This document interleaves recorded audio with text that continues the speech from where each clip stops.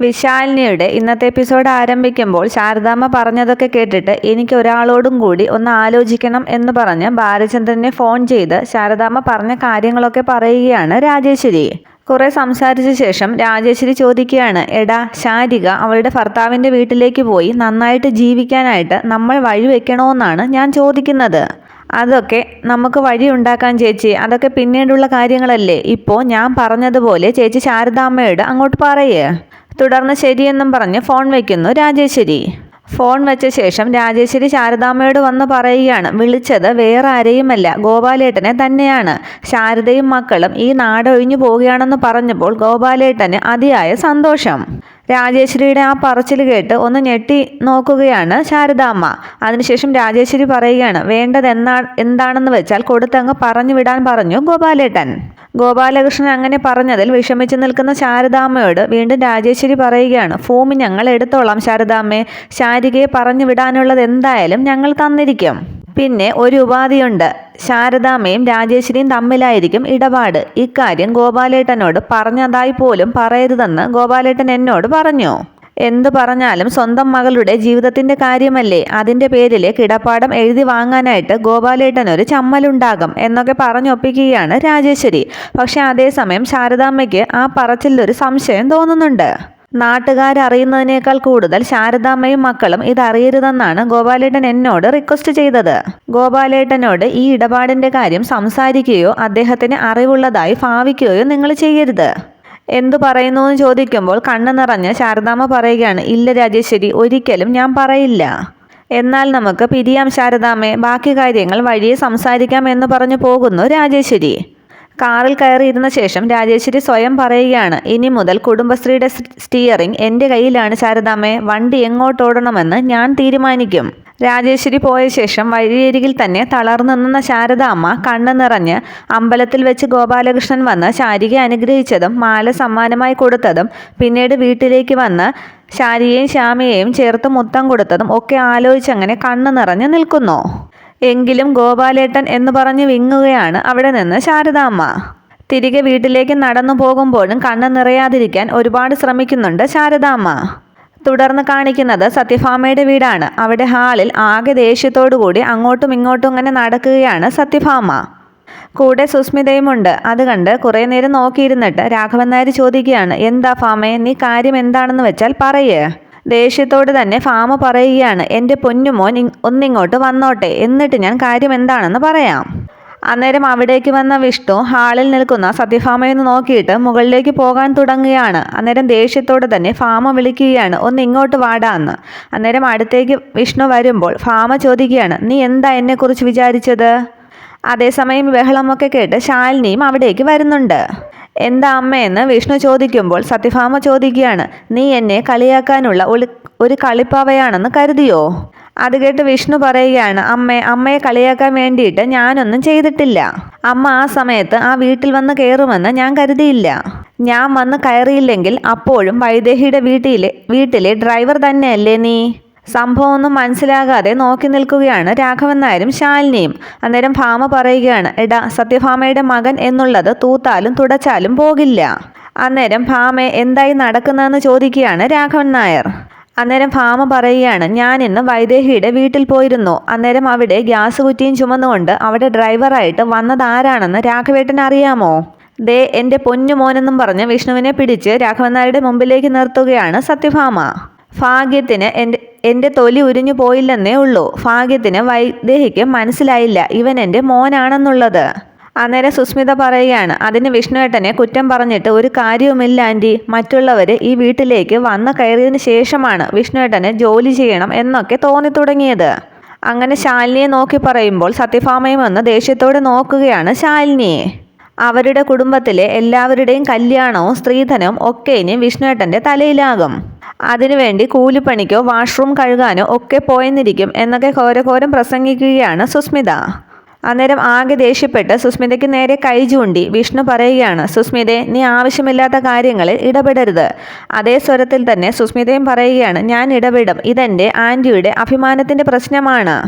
അന്നേരം രാഘവൻ നായർ ചോദിക്കുകയാണ്, എന്ത് അഭിമാനമാണ് സുസ്മിതേ? ഇവൻ ഡ്രൈവറായി പോയതുകൊണ്ട് നിങ്ങളുടെ അഭിമാനമൊക്കെ അങ്ങ് ഇടിഞ്ഞു വീഴുമോ? അതിനേക്കാൾ മോശമെന്ന് പറയുന്ന ഒരുപാട് ജോലികൾ ചെയ്തിട്ടുണ്ട് ഇവൻ്റെ അച്ഛൻ. ഭാമയും അതൊക്കെ അങ്ങ് മറന്നു എന്ന് സത്യഭാമയെ നോക്കി പറയുകയാണ് രാഘവൻ നായർ. അന്നേരം സങ്കടത്തോടെ ഭാമ പറയുകയാണ്, മറന്നിട്ടല്ല രാഘവേട്ട, സത്യഭാമയുടെ മകന് ഇതിൻ്റെയൊക്കെ ആവശ്യമുണ്ടോ? ശാരികയുടെ സ്ത്രീധനത്തിൻ്റെ പ്രശ്നമാണെങ്കിൽ ഇവന് പണം കൊടുക്കാമെന്ന് ഞാൻ പറഞ്ഞതല്ലേ? അന്നേരം വിഷ്ണു പറയുകയാണ്, ശാരികയുടെ സ്ത്രീധന പ്രശ്നത്തിൻ്റെ കാര്യം മാത്രമല്ല, അമ്മയുടെ കയ്യിൽ നിന്നും പണം വാങ്ങിച്ചിട്ട് വേണമെങ്കിൽ എനിക്ക് ആ പ്രശ്നം അങ്ങ് തീർക്കാം. പക്ഷേ അതൊരു ഔദാര്യം മാത്രമാണ്. സത്യഭാമ ആരുടെ അടുത്തു നിന്നും ഔദാര്യം സ്വീകരിക്കാറില്ലല്ലോ. എന്നിട്ട് ഈ സത്യഭാമയുടെ മകൻ അത് ചെയ്യണമെന്നാണോ അമ്മ പറയുന്നത്? വിഷ്ണു പറയുന്നത് കേട്ട് സുസ്മിത പറയുകയാണ്, ഉരുളയ്ക്ക് ഉപ്പേരി പോലെ മറുപടി പറയുന്നുണ്ടല്ലോ. ജോലി ചെയ്യാൻ പറഞ്ഞു വിട്ടവർ അതിനുള്ള ന്യായവും പറയാനായിട്ട് പറഞ്ഞു കൊടുത്തു കാണും. ചായക്കടയിൽ ഗ്ലാസും കഴുകി അടുപ്പത്ത് അരി ഇടുന്നവർക്ക് ഒന്നിനും ഒരു മടിയുണ്ടാകില്ല. അന്നേരം സുസ്മിതയുടെ മുന്നിലേക്ക് വന്ന് ശാലിനി പറയുകയാണ്, സുസ്മിതെ, എന്നെ ഇതിലേക്ക് വലിച്ചിഴയ്ക്കണ്ട, എൻ്റെ കുടുംബത്തെയും. അന്നേരം സുസ്മിത പറയുകയാണ്, വലിച്ചിഴയ്ക്കുമേടി, നിന്റെ ശാരികേച്ചിയുടെ സ്ത്രീധന പ്രശ്നത്തിൻ്റെ കാര്യം വന്നു തുടങ്ങിയപ്പോഴാണല്ലോ വിഷ്ണുവേട്ടൻ ജോലിക്ക് പോകാൻ തുടങ്ങിയത്. തലേണ മന്ത്രമൊക്കെ ഓതിക്കൊടുത്തിട്ട് നീ വന്നു നിന്ന് നിഷ്കളങ്കത ചമയുന്നോ? അന്നേരം സുസ്മിതയെ പിടിച്ചു മാറ്റിയിട്ട് സത്യഭാമയുടെ മുമ്പിലേക്ക് ചെന്ന് ശാലിനി പറയുകയാണ്, സത്യമ്മയുടെ അറിവിലേക്കായി ഞാനൊരു കാര്യം പറയാം. വിഷ്ണുവേട്ടൻ ജോലി തേടി പോകുന്നതോ ഇപ്പോൾ ഈ ജോലിക്ക് പോകുന്നതൊന്നും എൻ്റെ അറിവോടുകൂടി അല്ല. പക്ഷേ എൻ്റെ ഭർത്താവ് ജോലി ചെയ്ത് ജീവിക്കുന്നത് എനിക്ക് അഭിമാനം മാത്രമേ ഉള്ളൂ. ആരെയും കബളിപ്പിച്ചോ വഞ്ചിച്ചോ ഒന്നും പണം സമ്പാദിക്കുകയല്ലല്ലോ. അതിൻ്റെ പേരിൽ ഇനി ഇവിടെ ആകാശം ഇടിഞ്ഞു വീണാലും ഈ ശാലിനിക്ക് അതൊരു പ്രശ്നമല്ല. അന്നേരം ശാലിനിയുടെ സംസാരം കേട്ട് സന്തോഷിക്കുകയാണ് വിഷ്ണുവും രാഘവൻ നായരും. മറുപടി ഒന്നും പറയാതെ ഭാമ നിൽക്കുമ്പോൾ വിഷ്ണുവിൻ്റെ അടുത്തേക്ക് ചെന്ന് ശാലിനി പറയുകയാണ്, ന്യായമല്ലാത്തത് ആര് പറഞ്ഞാലും അതിനു മുമ്പിൽ തല താഴ്ത്തി നിൽക്കരുത്. നല്ല മറുപടി തന്നെ കൊടുക്കണം. അതിപ്പോൾ അമ്മയായാലും അച്ഛനായാലും. തുടർന്ന് വിഷ്ണുവിൻ്റെ കൈ പിടിച്ചിട്ട് വിഷ്ണുവേട്ടൻ വാന്നും പറഞ്ഞ് വിഷ്ണുവിനെയും കൂട്ടി മുകളിലേക്ക് പോവുകയാണ് ശാലിനി. അത് സന്തോഷത്തോടു കൂടി താഴെ വീൽ ചെയറിലിരുന്ന് നോക്കിയിരിക്കുകയാണ് രാഘവൻ നായർ. ഇതൊക്കെ കണ്ട് ദേഷ്യപ്പെട്ട് സുസ്മിത പറയുകയാണ്, ഇപ്പോൾ ആൻറ്റിക്ക് മനസ്സിലായല്ലോ ആര് പറഞ്ഞിട്ടാണ് വല്ലവൻ്റെയും വീട്ടിൽ വളയം പിടിക്കാൻ വിഷ്ണുവേട്ടൻ പോകുന്നതെന്ന്. ഇന്ന് ആൻറ്റിയുടെ മുഖത്ത് നോക്കി നേർക്ക് നേരെ നിന്നാണ് അവൾ വെല്ലുവിളിച്ചത്. നാളെ വിഷ്ണുവേട്ടനെ കൊണ്ട് അവൾ ആൻറ്റിയെ തല്ലിക്കുകയും ചെയ്യും. അങ്ങോട്ടാണ് കാര്യങ്ങളുടെ പോക്ക്. അന്നേരം ഈ സുസ്മിതയുടെ സംസാരമൊക്കെ ശ്രദ്ധിച്ച് രാഘവൻ നായർ വിളിക്കുകയാണ്, സുസ്മിതെ, ഒന്നിങ്ങോട്ട് വന്നേ. എന്താ അങ്കിളെന്നും പറഞ്ഞ് സുസ്മിത അടുത്തേക്ക് ചെല്ലുമ്പോൾ രാഘവൻ നായർ പറയുകയാണ്, ഒന്നിങ്ങോട്ട് കുനിഞ്ഞേ, ഒരു സ്വകാര്യം പറയാനാണ്. അന്നേരം കുനിഞ്ഞു നിൽക്കുകയാണ് സുസ്മിത. രാഘവൻ നായർ പതിയെ പറയുകയാണ്, ശാലിനിയുടെയും വിഷ്ണുവിൻ്റെയും ജീവിതത്തിൽ നീ വിഷം കലക്കുന്നത് കണ്ടുകൊണ്ടിരിക്കുകയാണ് ഞാൻ. പക്ഷേ സഹിക്കുന്നതിനൊക്കെ ഒരുപാട് പരിധിയുണ്ട്. അതിര് വിട്ടാലേ ഞാൻ വീൽ ചെയറിലാണെന്നൊന്നും നോക്കില്ല. അടിച്ച് നിന്റെ പല്ല് ഞാൻ കൊഴിക്കും. ഇത് നിന്റെ ഫാം ആൻറ്റിയൊന്നും അറിയണ്ട, ഓർമ്മയിൽ വച്ചിരുന്നാൽ മതി. എന്നിട്ട് ദേഷ്യത്തോടെ പല്ല് കടിച്ചു പിടിച്ച് കേട്ടോടിയെന്ന് ചോദിക്കുകയാണ് രാഘവൻ നായർ. ആ അങ്കിൾ കേട്ടു എന്ന് പറഞ്ഞ് സുസ്മിത നിവരുമ്പോൾ എന്താ സുസ്മിത എന്ന് ചോദിക്കുകയാണ് സത്യഭാമ. ഇതിൻ്റെ പേരിലൊരു വഴക്ക് വേണ്ടാന്ന് പറയുകയായിരുന്നു അങ്കിൾ. എന്നിട്ട് രഹസ്യമായി ഭാമയോട് പറയുകയാണ്, എന്നാലും ആൻറ്റി വിട്ടുകൊടുക്കരുത്. ആൻറ്റിയെ മനഃപൂർവ്വം അപമാനിക്കുകയല്ലേ വിഷ്ണുവേട്ടൻ ചെയ്തത്. അന്നേരം ദേഷ്യത്തോടു കൂടി തന്നെ സത്യഭാമ പറയുകയാണ്, വിടില്ല മോളെ, ഇതിന് ഞാൻ കാണിച്ചു കൊടുക്കുന്നുണ്ട്. എല്ലാം കേട്ടുകൊണ്ടിരുന്ന രാഘവൻ നായർ പറയുകയാണ്, ഭാമേ, എനിക്കൊന്ന് പുറത്തേക്കിരുന്നാൽ കൊള്ളാമെന്നുണ്ട്. അത് കേട്ട് സത്യഭാമ വീൽ ചെയറും തള്ളിക്കൊണ്ട് രാഘവൻ നായരെയും കൊണ്ട് പുറത്തേക്ക് പോവുകയാണ്. അതിനുശേഷം സുസ്മിത പറയുകയാണ്, രാഘവൻ നായരെ, നിങ്ങളല്ല നിങ്ങളുടെ അച്ഛൻ വന്ന് പറഞ്ഞാലും ശാലിനിയെയും വിഷ്ണുവിനെയും സമാധാനമായിട്ട് ജീവിക്കാൻ ഈ സുസ്മിത ഒരിക്കലും സമ്മതിക്കില്ല. തുടർന്ന് കാണിക്കുന്നത് റൂമിൽ കട്ടിലിരുന്ന് വിഷ്ണു താഴെ സത്യഭാമയോട് ശാലിനി പറഞ്ഞതും തൻ്റെ ഭർത്താവ് ജോലി ചെയ്ത് ജീവിക്കുന്നതിൽ തനിക്ക് അഭിമാനമേ ഉള്ളൂ എന്നൊക്കെ പറഞ്ഞതൊക്കെ ഓർത്തിട്ട് വിഷ്ണു പറയുകയാണ്, അപ്പോൾ ആൾക്ക് എന്നോട് സ്നേഹമുണ്ട്. അതേസമയം അവിടേക്ക് വന്ന ശാലിനി റൂമൊക്കെ അടച്ചു കുറ്റിയിട്ട ശേഷം വിഷ്ണുവിൻ്റെ അടുത്തേക്ക് വരികയാണ്. ശാലിനി വരുന്നത് കണ്ട് വിഷ്ണു പതിയെ കട്ടിൽ നിന്നും എഴുന്നേറ്റ് തലേനയും ഷീറ്റുമൊക്കെ എടുക്കുകയാണ്. വിഷ്ണു ചെയ്യുന്നതൊക്കെ ഒന്ന് നോക്കിയിട്ട് ശാലിനി പറയുകയാണ്, ഇയാൾ പോണ്ട, ഇന്നിവിടെ കിടന്നോ. അന്നേരം കട്ടിലേക്ക് നോക്കിയിട്ട് വിഷ്ണു ചോദിക്കുകയാണ്, അല്ല ഇയാൾക്ക് കിടക്കാറായില്ലേ അപ്പോൾ. അന്നേരം ശാലിനി പറയുകയാണ്, കിടക്കാറായി. വീണ്ടും വിഷ്ണു തറയിലേക്ക് കിടക്കാനായി പോകുമ്പോൾ ശാലിനി പറയുകയാണ്, ഇയാളൊന്ന് തറയിൽ കിടക്കണ്ട, ബെഡിൽ കിടന്നോ. ഇന്നത്തേക്ക് ഒരു കൺസെഷൻ എന്ന് പറയുമ്പോൾ അതേയോ ഒന്ന് അതിയായ സന്തോഷത്തോടു കൂടി ചോദിക്കുകയാണ് വിഷ്ണു. അന്നേരം ശാലിനി പറയുകയാണ്, അത്രയ്ക്ക് സന്തോഷമൊന്നും വേണ്ട, ജോലി ചെയ്ത് ക്ഷീണിച്ച് വന്നതുകൊണ്ട് ഒരു കൺസെഷൻ തന്നേ ഉള്ളൂ. അന്നേരം തലേണയും കെട്ടിപ്പിടിച്ച് സന്തോഷത്തോടു കൂടി വിഷ്ണു മനസ്സിൽ കരുതുകയാണ്, ചേടാ, ഇതറിഞ്ഞിരുന്നെങ്കിൽ ഞാൻ എന്നേ പണിക്ക് പോയി തുടങ്ങിയേനെ. ശാലിനി രൂക്ഷമായി നോക്കുന്നത് കണ്ട് വിഷ്ണു പറയുകയാണ്, അല്ല ഞാൻ ആലോചിക്കുകയായിരുന്നേ, അതാണ് ഈ ആൾക്കാർ പറയുന്നതല്ലേ ജോലി കിട്ടിയിട്ട് മതി കല്യാണമെന്ന്. മനസ്സിലായില്ല എന്ന് ശാലിനി പറയുമ്പോൾ കട്ടിലേക്ക് ഇരുന്ന ശേഷം വിഷ്ണു പറയുകയാണ്, അല്ല ഒരു ബെഡിൽ ഭാര്യ ഭർത്താക്കന്മാർ ജീവിച്ചാലല്ലേ കാര്യങ്ങൾ ഇങ്ങനെ സ്മൂത്തായിട്ട് നീങ്ങുകയുള്ളൂ.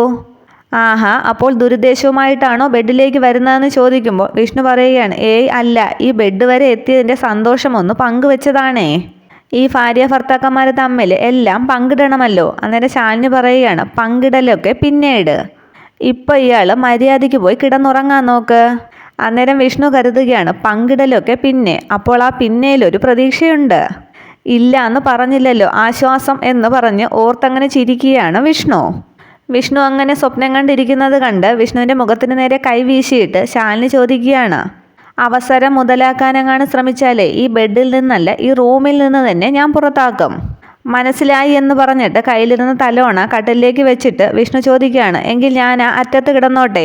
ഓ എന്ന് ശാലിനി പറയുമ്പോൾ അറ്റത്തേക്ക് കിടക്കുകയാണ് വിഷ്ണു. അന്നേരം ശാലിനിയും കിടക്കാൻ തുടങ്ങുന്നു. തുടർന്ന് ശാലിനി ഒരു തലോണ എടുത്തിട്ട് വിഷ്ണുവിൻ്റെയും ശാലിനിയുടെയും ഇടയ്ക്ക് വയ്ക്കുകയാണ്. അന്നേരം ഇതെന്താന്ന് ചോദിക്കുന്നു വിഷ്ണു. അതിരുന്ന് ശാലിനി പറയുമ്പോൾ ഓ അതിരുന്ന് കളിയാക്കുകയാണ് വിഷ്ണു. ശാലിനി കിടന്ന ശേഷം ശാലിനിയെ തന്നെ നോക്കി കിടക്കുകയാണ് വിഷ്ണു. അന്നേരം എന്താണെന്ന് ചോദിക്കുമ്പോൾ ഒന്നുമില്ലാന്ന് കണ്ണടച്ച് കാണിക്കുകയാണ് വിഷ്ണു. അതേസമയം താളമൊക്കെ കൊട്ടിക്കിടക്കുകയാണ് വിഷ്ണു. അന്നേരം വിഷ്ണു ഓർക്കുന്നത് കല്യാണം കഴിച്ചു കൊണ്ടുവന്ന അന്ന് ശാലിനി തന്നോട് പറഞ്ഞത് ഈ 4 ചുവരുകൾക്കുള്ളിൽ നമ്മൾ ഒരിക്കലും ഭാര്യ ഭർത്താക്കന്മാരെ ജീവിക്കില്ല എന്നൊക്കെ പറഞ്ഞ കാര്യങ്ങളാണ്. തുടർന്ന് ഉറങ്ങുന്ന ശാലിനിയെ നോക്കിയിട്ട് വിഷ്ണു വീണ്ടും മനസ്സിൽ കരുതുകയാണ്, പുരോഗതി ഉണ്ട്, ഒരു ഉമ്മ കൊടുത്താലോ. അതിനുശേഷം ശാലിനിയുടെ നേരെ തിരിഞ്ഞു കിടന്നിട്ട് ഉമ്മ കൊടുക്കാനായി തുടങ്ങുകയാണ് വിഷ്ണു. എന്നിട്ട് പെട്ടെന്ന് കരുതുകയാണ്, അല്ലെങ്കിൽ വേണ്ട, പുരോഗതി ഉണ്ടായിട്ട് ഇനി ഇതും കൂടി കൊടുത്താൽ റൂമിൽ നിന്നും പുറത്താക്കിയാലോ. അതിനുശേഷം ഉറങ്ങുകയാണ് വിഷ്ണു. അതിനുശേഷം രാവിലെ ശാലിനി ഉണരുമ്പോൾ ഉറങ്ങുന്ന വിഷ്ണുവിനെ നോക്കിയിട്ട് ശാലിനി പറയുകയാണ്, പാവം, എൻ്റെ കുടുംബത്തിന് വേണ്ടിയാണല്ലോ ഈ കഷ്ടപ്പെടുന്നത്. എഴുന്നേറ്റിരുന്ന ശേഷം ശാലിനി വീണ്ടും കരുതുകയാണ്, ഒരു ഉമ്മ കൊടുത്താലോ, ഉറക്കത്തിലായതുകൊണ്ട് അറിയത്തുമില്ല. തുടർന്ന് ശാലിനി പതിയെ വിഷ്ണുവിന് ഉമ്മ കൊടുക്കാനായി വിഷ്ണുവിൻ്റെ മുഖത്തിനടുത്തേക്ക് തൻ്റെ മുഖം കൊണ്ടുവരികയാണ്. പെട്ടെന്ന് വിഷ്ണു ഉണർന്ന് ശാലിനിയെ തന്നെ നോക്കുന്നു. അന്നേരം പുറകോട്ട് മാറുകയാണ് ശാലിനി. ഇത്രയുമാകുമ്പോഴേക്കും നാളത്തെ പുതിയ എപ്പിസോഡ് അവസാനിക്കുന്നു. വീഡിയോ ഇഷ്ടമായ ലൈക്ക് ചെയ്യുക, കമൻറ്റ് ചെയ്യുക. Okay, thank